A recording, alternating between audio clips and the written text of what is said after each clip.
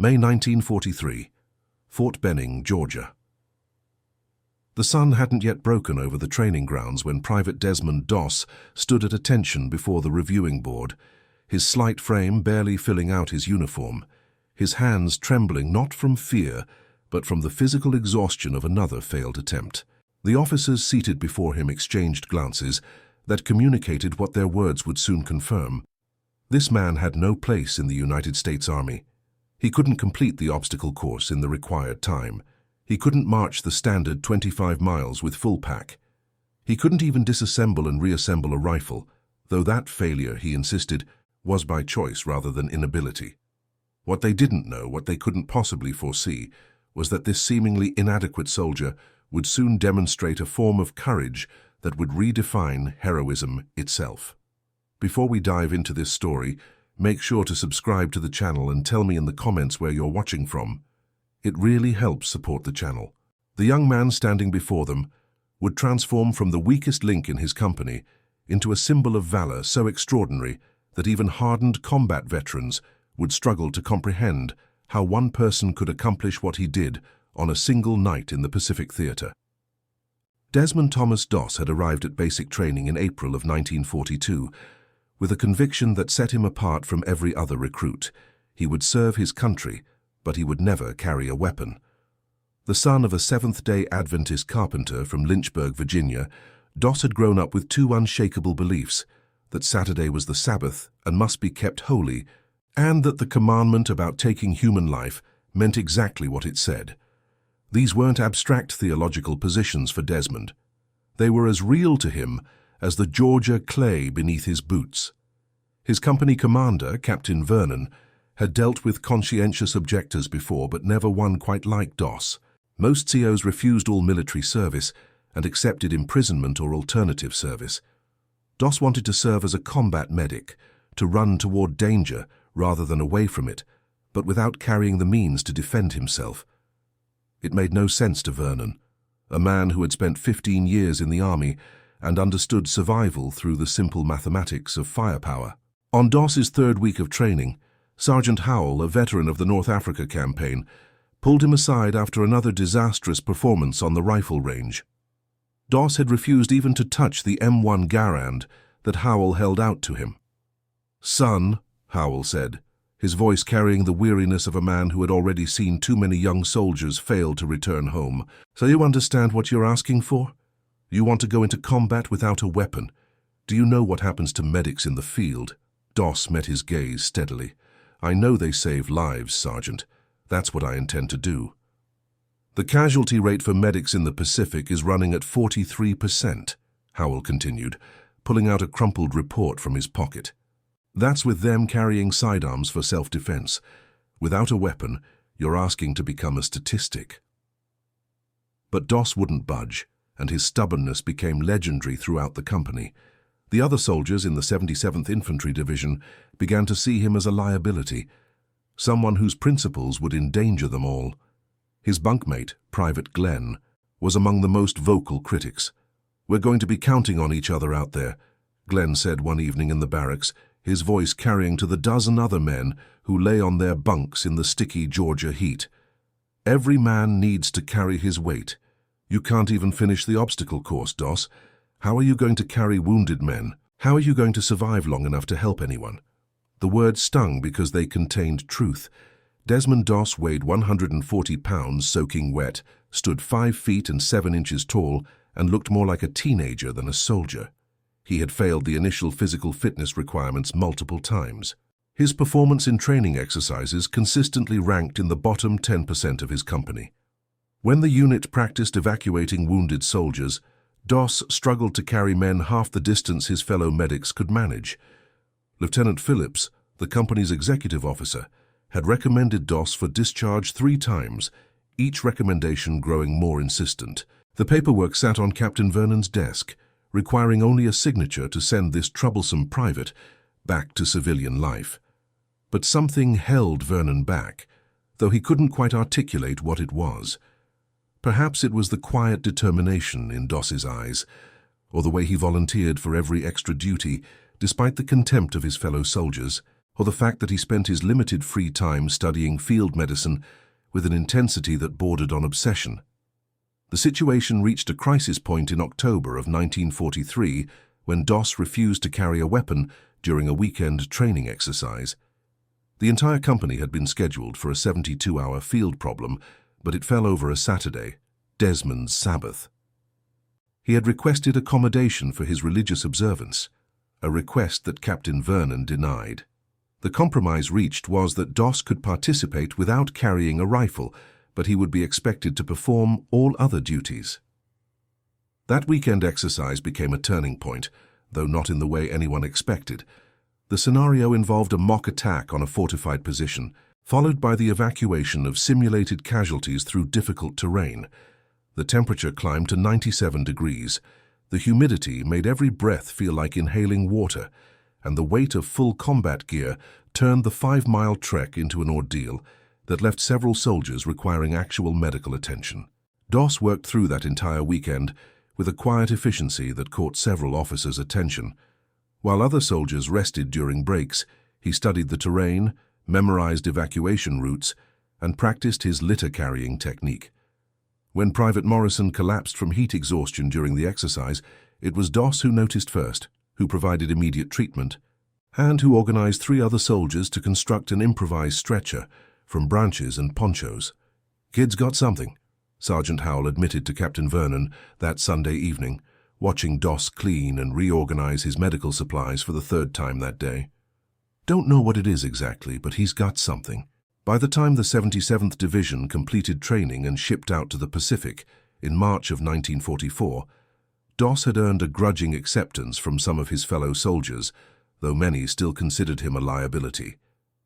He had passed his medical training with scores in the top 15% of his class, compensating for his physical limitations with exhaustive knowledge of field medicine. He had memorized the location of every major artery, every pressure point, every technique for treating shock, burns, and traumatic injuries. What he lacked in strength, he made up for in preparation. The 77th Infantry Division, known as the Statue of Liberty Division, had a distinguished history from the First World War, and now found itself assigned to some of the most intense fighting in the Pacific Campaign. They hit the beaches of Guam in July of 1944, then Leyte in the Philippines that November. Doss experienced his first taste of combat on Leyte, and the theoretical debates about weapons and principles gave way to the stark reality of wounded men who needed help. Corporal Henderson, who had shared a transport ship with Doss during the journey across the Pacific, later described watching the medic work under fire for the first time. "We were pinned down by enemy positions on a ridge," Henderson recalled in a letter to his wife. "Bullets were kicking up dirt all around us, and I saw Doss just stand up and run toward a wounded man. No weapon, no cover fire, just his medical bag and that crazy determination. He worked on that soldier for 5 minutes while the whole ridge lit up with gunfire, then dragged him back to our lines. I thought he was insane, but that soldier lived because of what Doss did." Through the campaigns in Guam and Leyte, Doss established a pattern that would define his service. He would move toward wounded soldiers while others sought cover. He would work exposed to enemy fire, focusing entirely on the medical emergency before him. He carried no weapon, but he carried something else, a conviction so complete that it seemed to create its own form of protection. Or perhaps it was simply extraordinary luck, though the chaplain of the 77th, Captain MacDonald, preferred to call it providence. "I've seen a lot of brave men," MacDonald said during a service in January of 1945, after the division had taken casualties during a difficult operation in the Philippines. "But I've never seen anyone with Doss's particular brand of courage. Most men find bravery in the weapon they carry, in their ability to fight back. Doss finds it in something else entirely, and I confess I don't fully understand it, but I've learned to respect it." Yet for all the grudging respect Doss earned through these campaigns, he remained an outsider in many ways. He didn't drink with the other soldiers during rare moments of recreation. He didn't gamble or swear. He spent his Sabbath in prayer and refused duty on those days unless lives were in immediate danger. Some soldiers found this admirable, others found it self-righteous and annoying.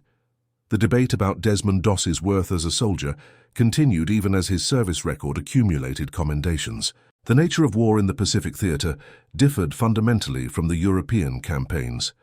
Where Europe featured broad fronts and mechanized warfare across relatively open terrain, the Pacific involved island-hopping campaigns where every position had to be taken through direct assault against deeply entrenched defensive positions. The Japanese forces had perfected the art of defensive warfare, creating networks of bunkers, caves, and fortified positions that could only be overcome through sustained infantry attacks that resulted in horrific casualty rates.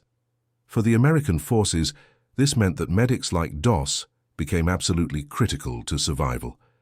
In the European theater, wounded soldiers could often be evacuated relatively quickly to aid stations behind the lines. In the Pacific, wounded men might lie exposed to enemy fire for hours before evacuation became possible, and the difference between life and loss often came down to whether a medic could reach them quickly enough to stabilize their injuries.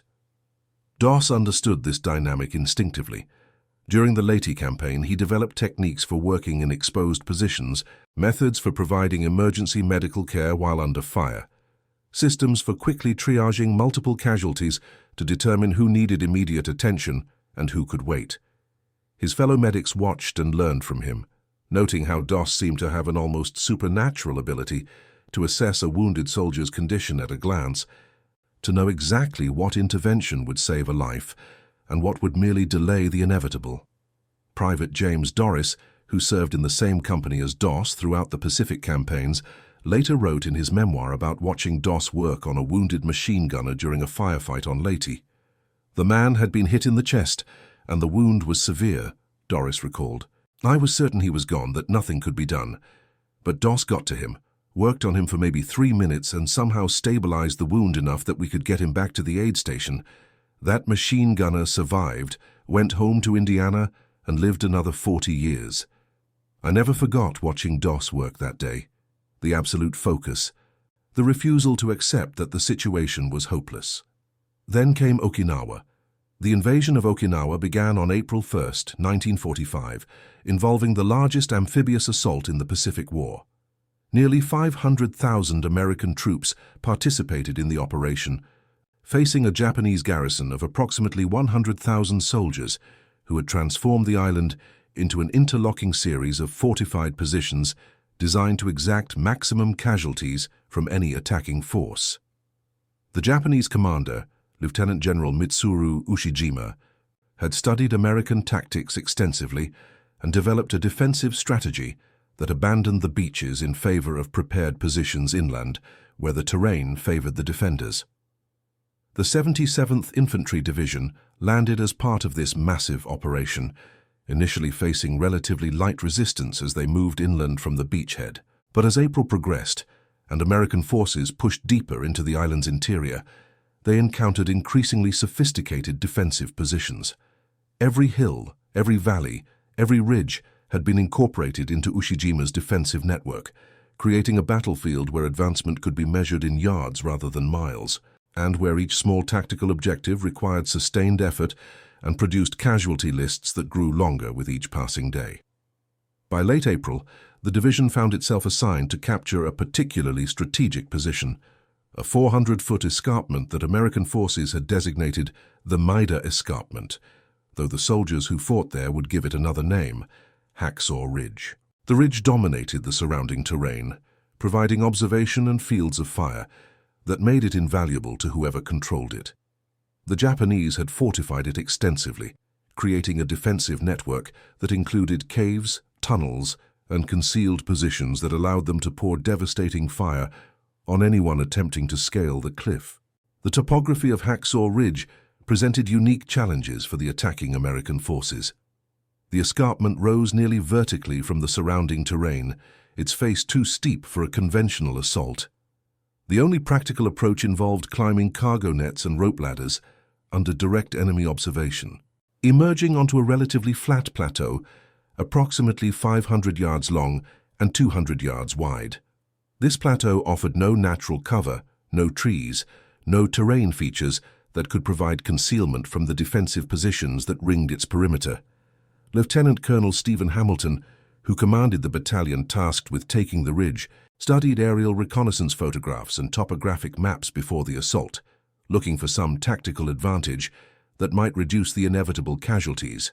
He found none.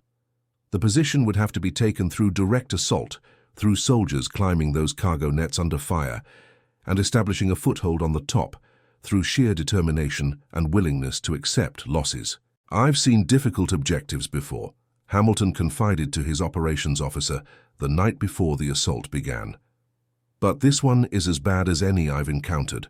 We're going to take casualties climbing up, we're going to take casualties holding the top, and we're going to need every medic we have working at maximum capacity just to keep up with the wounded." The 77th Division's assault on Hacksaw Ridge began on April 29th. Using cargo nets and rope ladders, the soldiers climbed the sheer face of the escarpment under intense enemy fire, establishing a tenuous foothold on the top.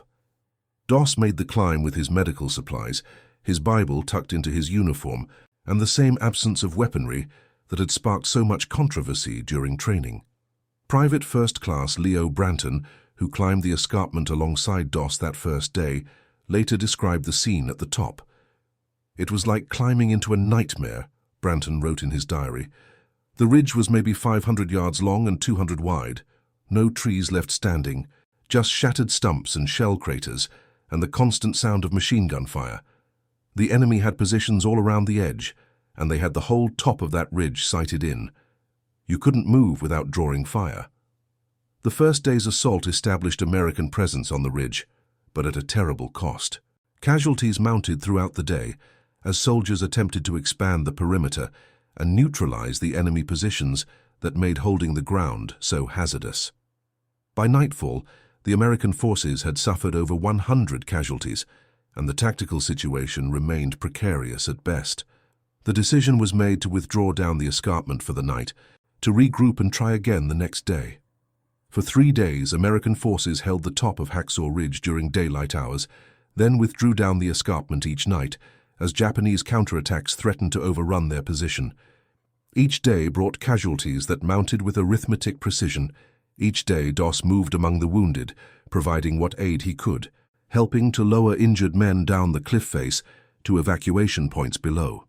The pattern of combat on Hacksaw Ridge followed a grim routine. American forces would climb the escarpment at dawn, establish positions on the top, attempt to advance against the enemy defensive network, take casualties, provide covering fire for the evacuation of wounded, then withdraw as darkness fell. The Japanese forces, operating from prepared positions with intimate knowledge of the terrain, could inflict casualties with devastating efficiency while remaining relatively protected from American counterfire.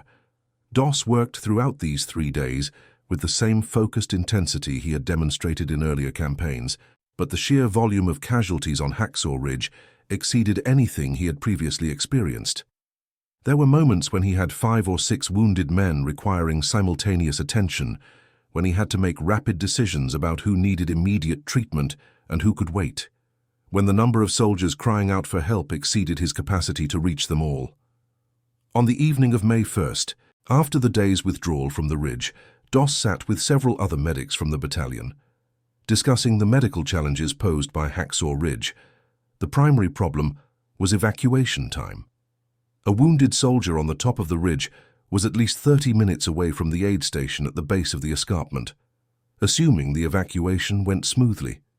During daylight hours, when enemy fire made movement across the open plateau extremely dangerous, that 30 minutes could stretch to an hour or more. "We're losing men who should survive," said Corporal Anderson, one of the other battalion medics. "I stabilized a soldier this morning. Good work, stopped the bleeding, treated for shock, did everything right. But it took 45 minutes to get him down the cliff, and he didn't make it. The wound was survivable if we could have gotten him to surgery faster, but the evacuation time is just too long." Doss nodded, understanding the frustration. The medical procedures they were taught, the techniques they had practiced, all assumed certain time windows for evacuation and treatment. When those windows couldn't be met, soldiers with survivable wounds sometimes didn't survive. It was a brutal reality of combat medicine, one that every medic had to accept but never became comfortable with. On May 2nd, The situation deteriorated significantly. The battalion had pushed forward across the ridge, attempting to expand their perimeter and neutralize the enemy positions that made holding the ground so costly. The attack was supported by artillery fire from positions below the escarpment, by mortar teams that had established positions on the ridge itself, and by naval gunfire from ships offshore. The preparation seemed adequate, the planning sound, the implementation as careful as the circumstances allowed, but the attack faltered against the prepared defenses. The Japanese positions proved more extensive and better concealed than reconnaissance had indicated. What appeared to be promising avenues of advance turned into carefully designed ambush zones. By mid-afternoon, the American forces found themselves pinned down by enemy fire from three sides, taking casualties faster than they could evacuate them. The tactical situation rapidly deteriorating from bad to critical. Captain Vernon, who had nearly discharged Doss from the army 2 years earlier, now commanded from a crater near the center of the American position. He could see wounded soldiers scattered across the ridge, some crying out for help, others ominously silent. The radio crackled with reports from his platoon leaders, each report confirming what Vernon could see with his own eyes. They were in trouble, the position was becoming untenable, and the casualties were mounting beyond their capacity to manage. The order came down from battalion command at approximately 3:30 in the afternoon. Withdraw. The position was untenable, the casualties unsustainable. They would pull back down the escarpment, regroup, and try again another day. It was the right tactical decision, the only decision that made sense given the circumstances, but it came with a terrible implication that every officer understood, but nobody wanted to articulate. The withdrawal began in the late afternoon of May 2nd, a desperate movement as soldiers provided covering fire for their comrades, retreating toward the cliff edge and the cargo nets that represented their only escape route.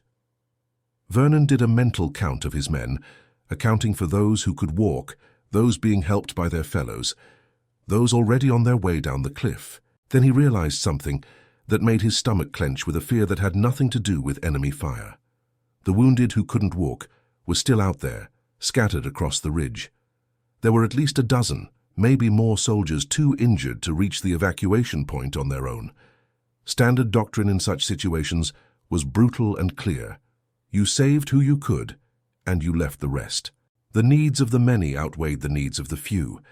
It was the harsh mathematics of combat, the terrible calculus that every officer learned to accept, even as it haunted their dreams for years afterward.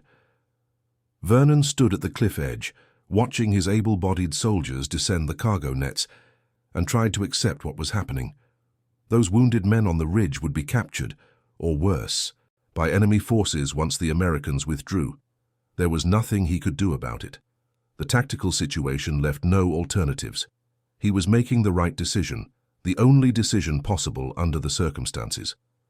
But as Vernon moved toward the cliff edge, preparing to descend with the last of the able-bodied soldiers, he noticed one man moving in the wrong direction. Desmond Doss, his medic bag slung over his shoulder, was heading back toward the center of the ridge, toward the wounded men everyone else was leaving behind. "Doss!" Vernon shouted, his voice barely audible over the gunfire. "We're withdrawing. Get to the cliff." Doss either didn't hear or chose not to hear. He reached the first wounded soldier, a rifleman named Stanwick, who had taken shrapnel in both legs and couldn't stand. Doss knelt beside him, working with quick efficiency to apply fresh bandages, speaking words that Stanwick would later struggle to remember through the haze of morphine and shock. Vernon watched for perhaps 10 seconds, torn between his duty to withdraw his command and his reluctance to leave even one soldier behind. Then he made a decision that violated every principle of command he had learned in 15 years of service. He wasn't going to order his men back onto that ridge. They had already given everything they could. But he wasn't going to order Doss to abandon the wounded either. If the medic wanted to stay, if he thought he could accomplish something in the gathering darkness with enemy forces closing in from all sides, then Vernon would give him that chance. "Cover him as long as you can," Vernon told the soldiers manning the cliff edge. Then he descended the cargo nets, leaving Desmond Doss alone on Hacksaw Ridge with the wounded and the enemy. What happened over the next 12 hours would become the subject of official reports, sworn testimonies, and decades of disbelief from those who heard the story secondhand. The facts were documented and verified by multiple witnesses. The interpretation of those facts, the question of how one man accomplished what Doss did that night, remained a matter of debate among everyone who tried to understand it. Doss started with Stanwyck, dragging the wounded rifleman across 70 yards of open ground toward the cliff edge. The ridge was still taking sporadic fire, rounds whipping overhead or kicking up dirt nearby, but the intensity had decreased as darkness fell, and the enemy forces adjusted their positions. Doss moved when he heard silence, froze when he heard movement, and somehow avoided detection despite the open ground and the bright moonlight that illuminated the ridge. He fashioned a rope from the cargo nets, creating a crude but functional lowering system. He tied one end around Stanwyck's chest, secured the other end to a tree stump at the cliff edge, and lowered the wounded man down the 400-foot escarpment, using a technique he had learned in training but never practiced under such conditions. Hand over hand, controlling the descent through friction and careful management of the rope, Doss lowered Stanwyck until soldiers at the bottom could grab him and pull him to safety. The technique required phenomenal physical effort. Stanwyck weighed approximately 190 pounds, and lowering him 400 feet of near-vertical cliff face meant Doss had to support and control that weight through nothing but grip strength and careful use of friction points. His hands, already roughened from months of field service, began to blister almost immediately as the rope moved through his palms, but he maintained control throughout the descent, ensuring that Stanwyck reached the bottom safely. Then Doss pulled the rope back up and went looking for the next wounded man. Private Gerald Ridgely had been lying in a shell crater for 3 hours, drifting in and out of consciousness from his severe wounds. He had taken a round through the abdomen, and he knew with the clarity that sometimes accompanies serious wounds that he was in grave danger. The sounds of conflict had faded as American forces withdrew, replaced by the occasional crack of a rifle or the distant rumble of artillery. He had made his peace with his situation, had thought about his wife and his infant daughter he'd never seen, and was waiting for whatever would come next when he heard someone moving nearby. "Easy, soldier," a voice said, and Ridgely opened his eyes to see Desmond Doss kneeling beside him, silhouetted against the moonlit sky. "I'm going to get you out of here." Ridgely tried to speak, to tell this medic that the situation was beyond help, that he should save himself, but Doss was already working, applying pressure dressings to the wound, administering morphine, checking for other injuries with quick professional movements. The medical care took perhaps 5 minutes, time during which Doss worked with absolute focus, his hands steady despite the circumstances, his assessment thorough despite the danger. Then Doss got Ridgely onto his shoulders in a fireman's carry and began moving toward the cliff edge. The journey covered perhaps 80 yards, but it took Doss nearly 20 minutes, moving slowly to avoid jarring Ridgely's wounds, stopping frequently to rest or to freeze in place when he heard enemy soldiers nearby. The weight was substantial. Ridgely outweighed Doss by 50 pounds, but Doss maintained the carry through a combination of technique, determination, and perhaps something else that observers would later struggle to identify. Once, Doss crouched behind a damaged bunker while Japanese soldiers passed within 15 feet, their voices carrying in the night air. Ridgely held his breath, certain they would be discovered, but somehow the enemy patrol moved on without detecting them. Whether this was luck, providence, or simply the chaos of a fluid battlefield where detection wasn't guaranteed even in relatively close proximity, Ridgely never determined. He only knew that Doss waited until the danger passed, then continued moving. At the cliff edge, Doss lowered Ridgely using the same rope system, the same careful hand-over-hand descent that must have left his palms increasingly raw and bleeding. When Ridgely reached the bottom and soldiers pulled him to safety, he tried to tell them that Doss was still up there, still on the ridge, but shock and morphine were claiming him, and he couldn't make them understand the urgency of what he was trying to communicate. Doss went back for the third man, then the fourth. Each trip followed the same pattern: locate the wounded soldier, provide immediate medical treatment, carry or drag him to the cliff edge, lower him down the rope. Between each evacuation, Doss prayed, asking for strength to continue, asking for protection for the wounded men he hadn't yet reached, asking for the ability to save one more life. The physical demands of what Doss was doing defied normal human limitations. He had been awake for over 20 hours, had spent the entire day working under fire, had climbed up and down the escarpment multiple times, and now was engaging in sustained physical labor that would have exhausted a much larger and stronger man. But he kept going, driven by something that transcended physical capability, that drew from reserves of determination and faith that observers could identify but not fully explain. Corporal Raymond Knappik had been hit by shrapnel from a mortar round, his left leg shredded from knee to ankle, his right shoulder torn open. He lay in the open near the center of the ridge, unable to move, watching the stars wheel overhead and wondering if he would see sunrise. When Doss reached him, Knappik's first words were a warning. "There's enemy all around," Knappik whispered. "Maybe 50 yards that direction. Heard them moving 10 minutes ago." "Then we better be quiet," Doss replied, and set to work. The treatment took longer this time because of the severity of Knappik's wounds.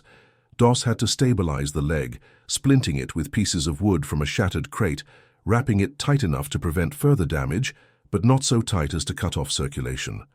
He worked by moonlight and touch, his hands steady despite the exhaustion that was beginning to make his arms tremble, despite the awareness that every minute spent in the open increased the chances of discovery.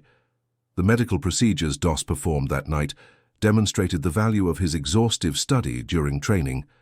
He knew exactly how to treat each type of wound, exactly what interventions would stabilize a patient for evacuation, exactly how much morphine to administer for pain management without risking respiratory depression. His medical kit had been carefully organized, supplies placed where he could find them by touch alone in darkness, everything arranged for maximum efficiency. Getting Knappik to the cliff edge required a different technique. The corporal was too heavy and too injured for Doss to carry. So instead Doss dragged him, pulling him across the rough ground while Knappik bit down on a piece of cloth to keep from crying out. The journey took 40 minutes and covered 70 yards, and by the time they reached the cliff edge, both men were coated in dirt and sweat. But Knappik went down the rope and Doss pulled it back up for the 5th time. The soldiers at the bottom of the escarpment were beginning to realize what was happening. Word spread among the companies that had withdrawn from the ridge. Doss was still up there. Doss was bringing them down. One by one, wounded men who should have been lost were arriving at the aid station, each with the same story of the medic who had appeared out of the darkness, who had treated their wounds, who had carried them to safety. Captain Vernon stood at the base of the cliff watching the cargo nets, counting each soldier who came down the rope. 5, 6, 7. Each evacuation took between 30 and 50 minutes, which meant Doss had been working continuously for hours without rest, without water, without relief.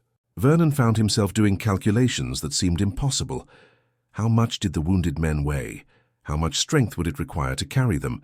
How was Doss, who had barely passed his physical fitness requirements, who weighed 140 pounds, managing to move men who weighed 180, 200, 220? But the rope kept moving, and the wounded kept arriving, and Vernon stopped trying to understand and simply accepted the evidence before him. He stationed soldiers at the base of the cliff to receive each wounded man as he came down, to provide immediate medical attention, to transport them to the battalion aid station, where surgeons could perform emergency procedures. The whole system depended on Doss continuing to find wounded men, continuing to get them to the cliff edge, continuing to lower them down that rope. Private James Hunter had been unconscious when Doss found him, lying face down in a crater with a head wound that had bled profusely before clotting. Doss cleaned the wound, bandaged it, tried to rouse Hunter to consciousness. When Hunter wouldn't wake, Doss prayed over him, asking for this soldier's life to be spared, asking for the strength to move one more wounded man to safety. Hunter woke as Doss was dragging him across the ridge, the medic's hands gripping under Hunter's armpits, pulling him backwards toward salvation. Hunter tried to help, tried to push with his legs, but coordination was difficult with the head injury, and he mostly just tried not to interfere, as Doss hauled him meter by meter across the broken ground. "You're going to make it," Doss kept saying, the words a mantra that he repeated with each pull. "You're going to make it. You're going to see home again." And Hunter, against all probability, believed him. There was something in Doss's voice, Something in the absolute certainty with which he spoke that made believing possible even in circumstances that should have eliminated hope. Hunter held on to that belief as Doss dragged him across the ridge, as Doss lowered him down the cliff face, as he reached the bottom and soldiers rushed to provide care for his injuries. By midnight, Doss had brought down 8 wounded soldiers. His hands were raw from the rope, his shoulders screamed from the weight he'd carried. His legs shook with exhaustion. A reasonable man would have stopped, would have descended the cliff to safety, would have accepted that he had already done more than anyone could expect. But Doss wasn't operating from reason anymore. He was operating from conviction, from the same unshakable belief that had brought him into the army without a weapon, that had sustained him through all the mockery and doubt and contempt. He went back for number 9. Sergeant Matthew Hogan weighed 230 pounds of muscle and bone, built like the Georgia farmer he had been before the war. He'd taken rounds in both legs and couldn't stand, couldn't crawl, could only lie in the shell crater where he'd taken cover and wait for either rescue or something worse.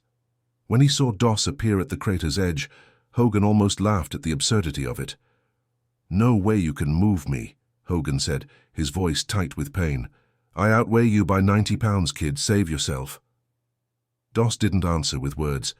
He got Hogan into a sitting position, then maneuvered himself underneath the big sergeant, taking the weight on his shoulders in a carry that should have been impossible for someone Doss's size.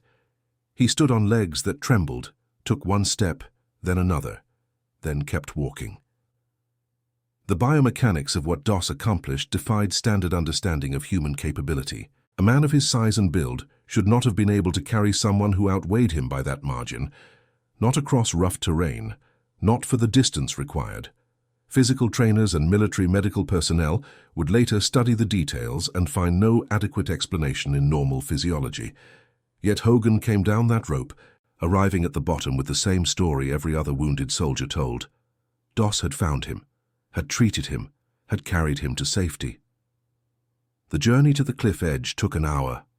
Doss fell twice, both times managing to lower Hogan carefully before collapsing himself, resting for a few minutes, then getting back up and lifting the sergeant again. Hogan tried to help, tried to reduce his weight, but there was only so much he could do with 2 wounded legs. Mostly he just held on and marveled at the impossible thing happening beneath him. This slight medic, who everyone had called weak, who had failed every strength test in training, somehow carrying him across Hacksaw Ridge. When they reached the cliff edge and Doss had lowered him down, Hogan looked up at the top of the escarpment where Doss stood silhouetted against the sky, and he understood something he'd never understood before about courage and strength and what it meant to be a soldier. Strength wasn't just physical capability. Courage wasn't just the willingness to fight. Service meant something deeper than following orders and completing missions. And the weakest soldier, by conventional measures, might prove to be the strongest when circumstances demanded a different kind of power. Numbers 10 and 11 came down together, 2 wounded men that Doss found lying near each other, both conscious but unable to move. He treated them both, then rigged a double lowering system, bringing them down the cliff simultaneously using a technique he invented in the moment, improvising with the materials at hand and the engineering knowledge he'd learned from his carpenter father. The system worked, barely, the weight of 2 men nearly pulling the rope from his torn and bleeding hands. But both soldiers reached the bottom alive. 12 was a rifleman named Roberts, who had been hit in the chest, a wound that Doss had to seal before moving him. The medical procedure was delicate, requiring careful application of occlusive dressings to prevent air from entering the chest cavity, maintaining enough pressure to stop bleeding without collapsing the lung entirely. Doss performed the procedure by moonlight, with hands that were swollen and barely functional from rope burns, but his training and practice allowed him to work by touch and memory when vision wasn't adequate. 13 was a machine gunner named Peterson, who had lost part of his left hand. The injury was gruesome but not immediately life-threatening, and Doss's treatment focused on controlling bleeding and preventing infection. He bandaged the wound thoroughly, administered morphine for pain, and got Peterson to the cliff edge using a shoulder carry that distributed the machine gunner's weight more evenly than a traditional fireman's carry would have allowed. 14 was Lieutenant Carson, the platoon commander who had been the last officer to make it to the top of the ridge before the withdrawal, who had stayed until all his men who could walk had evacuated, and who had been hit just as he moved toward the cliff edge. Carson had led his platoon with distinction through multiple campaigns, had earned the respect of every soldier under his command, and now lay wounded on a ridge he'd tried so hard to hold. When Doss reached him, Carson's first words were in order. "Get the others first," the lieutenant said. "I can wait." But Doss had already checked the ridge, had already confirmed that Carson was the last wounded man he could find. The others had either been evacuated earlier or were beyond help, and Carson represented the final life Doss could save that night. "You're the last one, sir," Doss said quietly, beginning his medical assessment. "Now let me do my job." By the time Doss lowered Carson down the rope, the sky was beginning to lighten with approaching dawn. He had been working for more than 12 hours straight, had traveled the equivalent of several miles, carrying wounded men, had made 14 trips to the cliff edge, and 14 descents down the rope. His hands were bleeding. His body was past exhaustion into some realm where only will kept him moving, and there were no more wounded soldiers he could find. He had saved 14 men who should have been lost on Hacksaw Ridge. Doss made the descent himself, just as the sun broke over the eastern horizon, climbing down the cargo nets with the last reserves of his strength. When his feet touched the ground at the base of the escarpment, his legs gave out and he collapsed. Soldiers caught him before he hit the ground, easing him down gently. These same men who had once questioned his worth, who had doubted his courage, who had called him weak. Captain Vernon was there, and he looked at the slight medic who could barely keep his eyes open, and he tried to find words for what he'd witnessed. But there were no words adequate to the task, so Vernon simply said, "Good work, soldier," and his voice broke on the last word. The medics who examined Doss's hands found them torn to shreds from the rope. The skin of his palms had been worn away almost to the point of exposing underlying structures. Blisters had formed and burst and formed again, and infection was a significant concern. They wanted to evacuate him immediately to a hospital, but Doss refused until he had confirmed that all 14 wounded men were receiving appropriate care. He moved through the battalion aid station, checking on each soldier he had brought down, conferring with the surgeons about their conditions, ensuring that his field medical work had been adequate to stabilize them for evacuation. Only when he was satisfied that he had done everything possible did Doss allow himself to be treated, his hands bandaged extensively, his body examined for injuries he hadn't even noticed during the night's work. The 14 men Doss had saved told their stories to anyone who would listen, and the stories spread through the 77th Division like wildfire. Every detail seemed impossible. The weight of the wounded men, the distance traveled, the enemy forces that somehow failed to detect him, the 12 hours of continuous labor that should have been beyond human endurance. Medical officers examined Doss's hands and found them torn to shreds from the rope. Physical therapists tried to understand how someone with his build could have accomplished what he did, and found no explanation in anatomy or biomechanics. But the evidence was undeniable. 14 men lived who should have been lost. 14 families would eventually receive letters or telegrams telling them their sons or husbands had been wounded, but survived, when they might have received far worse news, or no definitive news at all. The story of what happened on Hacksaw Ridge that night spread beyond the 77th Division. Correspondents attached to the Okinawa campaign heard about it and filed reports. Senior officers read those reports and began investigating whether Doss's actions warranted official recognition. The wheels of military bureaucracy began turning slowly at first, then with gathering momentum as the full scope of what Doss had accomplished became clear. But for Doss himself, the night of May 2nd was simply what needed to be done.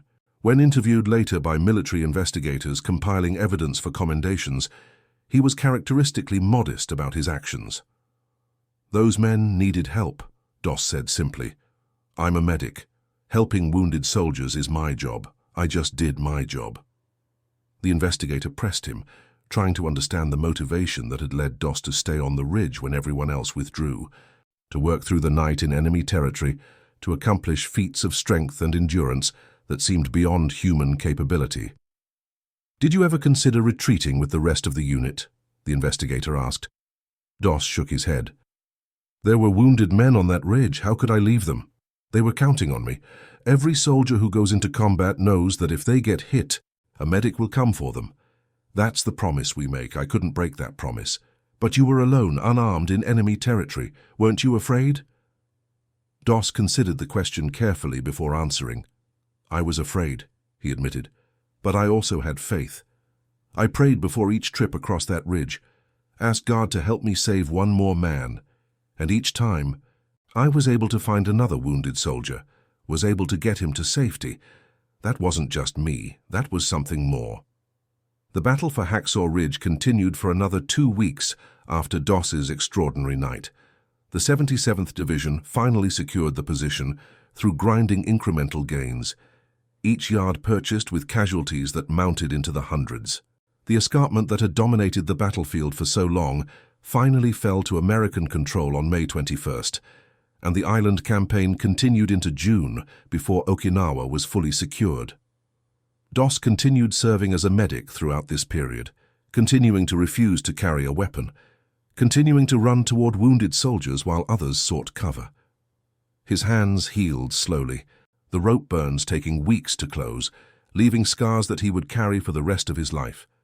But as soon as he could hold medical supplies without his hands reopening, he was back on duty, back to doing the job he had come to the Pacific to do. On May 21, 1945, Doss was seriously wounded himself when he shielded a wounded soldier from grenade fragments, taking shrapnel in his legs and lower body. He treated his own wounds first, applying dressings and administering morphine, demonstrating the same medical expertise on himself that he had shown toward others. Then he waited for other more seriously injured soldiers to be evacuated before allowing himself to be taken to an aid station. While being carried to safety on a stretcher, he saw another wounded soldier and rolled off the stretcher, giving up his spot to the other man. It was vintage Doss, putting others first, even when seriously injured himself, refusing special treatment even when he had more than earned it through his extraordinary service. The stretcher bearers were less accommodating this time. They physically forced Doss back onto the stretcher and carried him to the aid station, where surgeons assessed his injuries and determined that he needed immediate evacuation to a hospital ship. The shrapnel wounds were serious, requiring surgery to remove metal fragments and repair damaged tissue. Without proper treatment, infection was likely, and Doss's combat service was effectively ended. He was evacuated first to a hospital ship, then to Guam, then back to the United States, his war over after 13 months in the Pacific Theater. The injuries would leave him partially disabled, requiring multiple surgeries over the following years, causing chronic pain that would affect him for the rest of his life. But he had survived, which was more than many of his fellow soldiers could say, and he had served in a way that transcended normal measures of military contribution. The formal recognition of Doss's actions came in October of 1945, when President Harry Truman presented him with the Medal of Honor, the first conscientious objector to receive America's highest military decoration for valor. The ceremony took place at the White House, with Doss standing at attention in his dress uniform, still moving stiffly from his injuries, as the president read the citation detailing his actions on Hacksaw Ridge. The citation recounted the night of May 2nd, the 14 men saved, the 12 hours of continuous labor in enemy territory. It described how Doss had risked his own life repeatedly to save others, how he had demonstrated extraordinary courage and dedication to duty, how his actions represented the finest traditions of American military service. When Truman finished reading and placed the medal around Doss's neck, the president looked the young medic in the eye and said, "I'm proud of you. You really deserve this. I consider this a greater honor than being president." The other medals and commendations followed. Bronze Star medals for his actions on Guam and Leyte, the Purple Heart with oak leaf clusters for his multiple wounds. The Army promoted him to corporal, a modest rank increase that barely acknowledged his contributions, but was all that bureaucratic regulations allowed. The state of Virginia honored him with various commendations, and Lynchburg held a ceremony celebrating their hometown hero. But the real recognition came from the men he served with, the soldiers who had once doubted him, who had called him weak and questioned his commitment. They sought him out after the war, visited him in Lynchburg, wrote him letters that expressed gratitude and respect in words that often struggled to capture the depth of what they felt. Private Glenn, who had been among Doss's harshest critics in training, wrote a letter to Desmond that captured what many felt. "I was wrong about you. I thought strength meant being able to fight, being able to hurt the enemy. You showed me that real strength means being able to save, being able to help even when it costs you everything. Especially when it costs you everything. You're the strongest man I ever met, and I'm sorry it took me so long to see it." The 14 men Doss saved on Hacksaw Ridge scattered across America after the war, returning to farms and factories and offices, building families and careers and lives that extended decades beyond that May night in 1945. They sent Christmas cards to Desmond every year, attended reunions where they could embrace the man who had given them futures they shouldn't have had. Some named sons after him. Others told their stories to their children and grandchildren, ensuring that the tale of the medic who climbed back onto the ridge would outlive all of them. Raymond Napick became a teacher in Ohio, limping through 40 years of classrooms on a leg that never quite healed right, telling his students on the anniversary of that May night about courage and conviction and what one person can accomplish when they refuse to accept the impossible. He kept a photograph on his classroom wall, a picture of himself and Doss at a reunion, and he would tell his students the story of how this slight medic had saved his life on a ridge in Okinawa. Matthew Hogan returned to his farm in Georgia, his size and strength restored, but he never forgot the feeling of being carried by someone who shouldn't have been able to lift him, who did it anyway because giving up wasn't in his nature. He would sometimes pause while working his fields and think about that night, about the impossibility of what Doss had accomplished, and he would shake his head in wonder that defied explanation. Gerald Ridgely met the daughter he'd thought he'd never see, watched her grow up, walked her down the aisle at her wedding, and held his grandchildren, all because a medic had appeared out of the darkness and refused to leave him behind. He kept a photograph on his desk until the day he passed away peacefully in his sleep at age 83. A picture of himself and Doss at a reunion in 1968. Both men grey and older, but their hands clasped in a grip that spoke of bonds forged in circumstances beyond normal human experience. James Hunter, who had been unconscious when Doss found him, recovered from his head injury and became an accountant in Pennsylvania, building a quiet, stable life that wouldn't have existed without Doss's intervention. He never forgot waking up as he was being dragged across the ridge, hearing Doss's voice telling him he was going to make it, believing those words even when belief seemed irrational. Hunter became involved in veterans organizations after the war, telling Doss's story at every opportunity, ensuring that younger generations understood what one man had accomplished through conviction and courage. Desmond Doss himself returned to Lynchburg, Virginia, married his sweetheart Dorothy, and worked as a carpenter like his father before him, his body broken by the war, but his spirit undiminished. He spent his Sabbaths in church, never boasted about his service, and deflected attention whenever people wanted to make him into a hero. When asked about Hacksaw Ridge, he would simply say that he had done what needed to be done, that he had prayed for strength and received it, and that the real heroes were the men who had fought while he had only helped. But the military historians who studied the conflict, the tacticians who analyzed the Okinawa campaign, the researchers who documented Medal of Honor actions, they understood what Doss himself wouldn't claim. That night on Hacksaw Ridge represented something extraordinary, a demonstration of human capability that challenged assumptions about strength and courage and what one person could accomplish through sheer force of will. The Army had tested Desmond Doss with obstacle courses and rifle ranges and marches with full pack, and he had failed those tests by every measurable standard.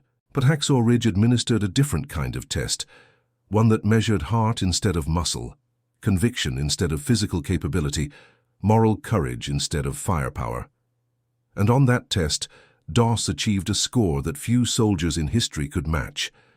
The records from that night still exist in the National Archives. 14 sworn statements from the men who were saved, testimony from the soldiers who witnessed the evacuations from the base of the cliff, Captain Vernon's official report that described events he initially struggled to believe even as he documented them.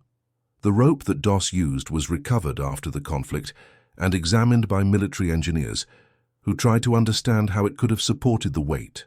sustained the friction, endured the repeated stress of 14 lowering operations. It was standard issue Army rope, nothing special about it except what Desmond Doss had accomplished with it. The 77th Infantry Division's unit citation for Hacksaw Ridge mentions Doss by name, an unusual honor in a document typically focused on collective achievement. The citation reads in part, "Through the extraordinary heroism and selfless dedication of Corporal Desmond T. Doss, Medical Detachment, 14 seriously wounded soldiers were evacuated from untenable positions. Corporal Doss's actions represent the finest traditions of military service and provide an example of courage and commitment that will inspire future generations." Those future generations did find inspiration in Doss's story, though it took decades for the full narrative to reach public consciousness. For years, the tale circulated mainly among veterans and military communities, passed down like an improbable legend, except that everyone involved could point to living proof. The 14 men who shouldn't have survived, who built lives and families that wouldn't have existed without that night on the ridge. In the calculations of conflict, in the mathematics of combat that every military leader must master, Desmond Doss should have been a liability. His refusal to carry weapons should have endangered his unit.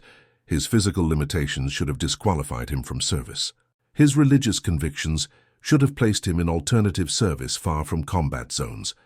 Every rational assessment pointed to the same conclusion. This man had no place on a battlefield, but rationality could not account for conviction. Mathematics could not measure moral courage. Physical tests could not evaluate the strength that comes from faith and purpose, and an absolute unwavering commitment to principles that matter more than survival itself. The men who had questioned Doss during training, who had called him weak, who had predicted he would endanger them all, those men learned something on Hacksaw Ridge that no training manual could teach.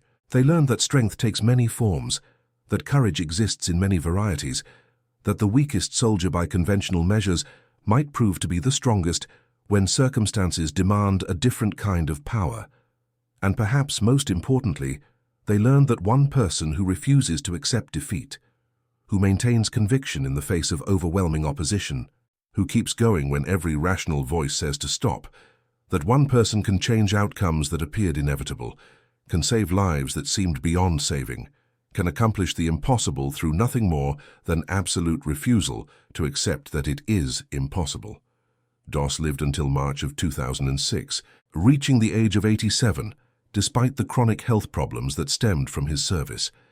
He spent his final decades in Alabama, maintaining his faith, corresponding with the survivors of Hacksaw Ridge and their families, and occasionally speaking about his experiences when asked. He remained humble about his accomplishments, always crediting divine assistance rather than his own capabilities, always insisting that he had simply done his duty as he understood it. When he passed away, veterans from across the country attended his funeral, including several of the men he had saved that night on Hacksaw Ridge. They stood together, these old soldiers who had shared an experience that transcended normal understanding, and they honored the man who had demonstrated a form of courage that most could admire but few could emulate. The story of Desmond Doss challenges comfortable assumptions about heroism and warfare. It suggests that the most valuable soldier might not be the one with the most firepower, but the one with the strongest principles. It demonstrates that courage sometimes manifests not in the ability to harm, but in the commitment to save. It proves that strength of character can accomplish feats that strength of body cannot, and that conviction can move metaphorical mountains, or, in this case, can carry 14 wounded men down a 400-foot cliff face in the middle of enemy territory during one impossible night in May.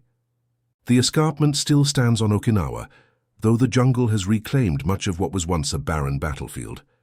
Japanese and American tourists visit the site, now peaceful and quiet, and try to imagine the chaos that once consumed this ground.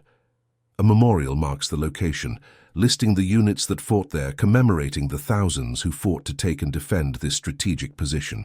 But for the 14 men who came down Doss's rope, for their children and grandchildren, for everyone who understands what happened on that ridge, the real memorial isn't made of stone or bronze.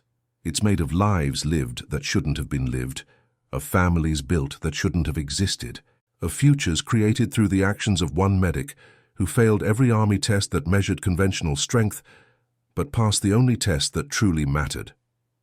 In training, Doss had been called weak. He had failed to complete obstacle courses in the required time.